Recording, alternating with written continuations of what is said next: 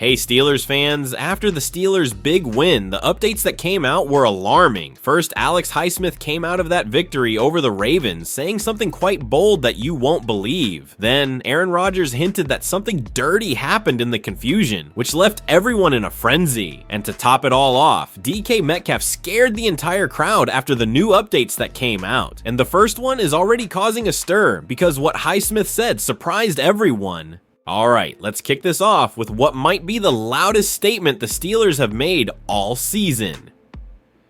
Pittsburgh went into that Ravens game needing a spark, and they walked out with a 27-22 win and first place in the AFC North. And if the score didn't get your attention, Highsmith definitely did afterward.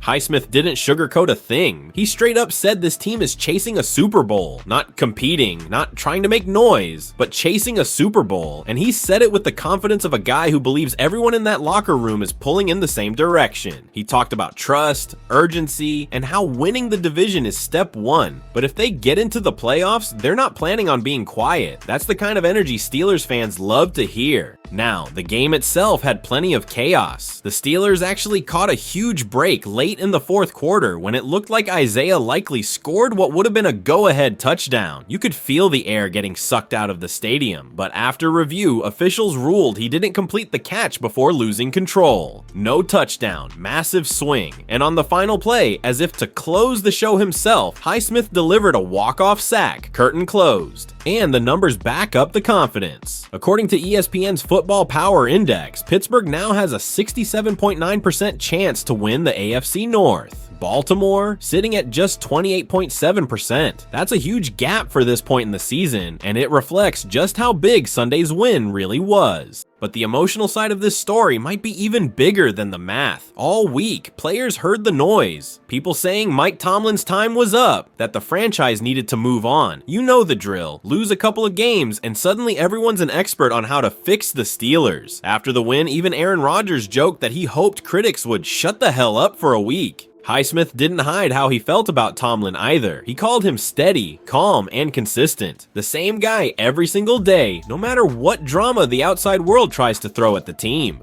Highsmith talked about loving to play for him and wanting to keep stacking wins for their leaders. That kind of loyalty tells you a lot about where this locker room is mentally. And they don't have time to celebrate. The urgency is sky high, and Highsmith made it clear. It starts immediately with next week's matchup against the 6-7 Miami Dolphins. DraftKings has Pittsburgh as a 3-point favorite, but odds don't mean much in December. What matters is momentum, and right now, the Steelers finally have it. And just when the dust started to settle, Rodgers dropped a bomb of his own, calling out a Ravens defender for going after his injured wrist.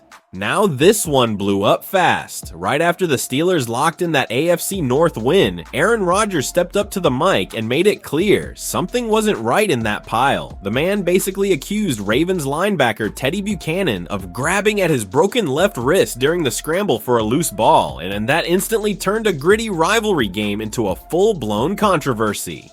Let's set the stage. Rodgers had one of his cleanest games as a Steeler. 284 yards, a touchdown, and 0 turnovers. That's huge, especially with all the pressure on him to keep the offense steady, while half the fan base debates whether Tomlin should stay or go.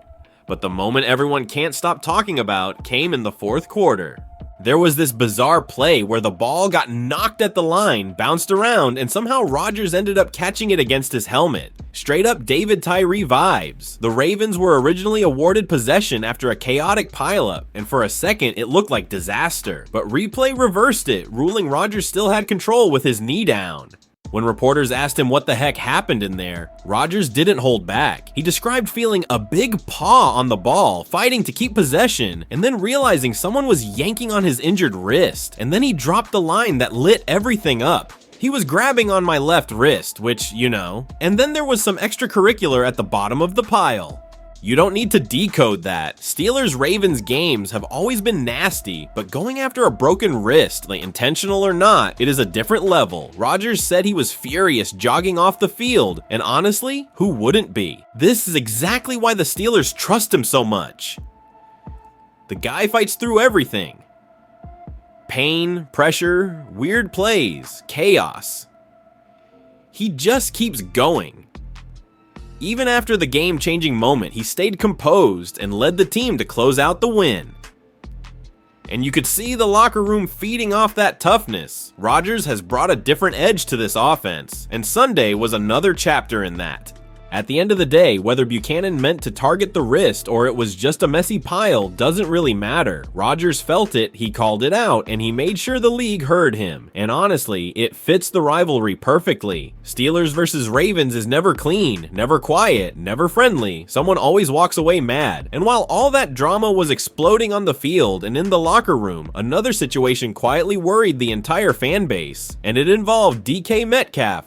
Alright, this last one came out of nowhere and definitely shook Steelers Nation for a minute. While everyone was celebrating the win over Baltimore, DK Metcalf didn't get on the team plane. Instead, he stayed behind in a Baltimore hotel with stomach pain serious enough that the team sent him to a local hospital right after the game. According to Ian Rappaport, the whole thing was precautionary. But when you hear hospital and didn't fly home, it's hard not to get nervous. The goal was to rule out any internal injuries and make sure nothing more serious was going on. Thankfully, after a night of evaluation, he was cleared to fly back to Pittsburgh the next day. Still, there's no official word yet on whether he'll be available for Week 15, and that uncertainty alone has fans on edge. Metcalf has been a major piece for this offense ever since Pittsburgh traded for him last offseason. Seattle moved him, along with a 6th-round pick, in exchange for a 2nd and a 7th, and the Steelers immediately locked him up with a 4-year, $132 million extension through 2029. That tells you exactly how much they value him and how central he is to their long-term plan.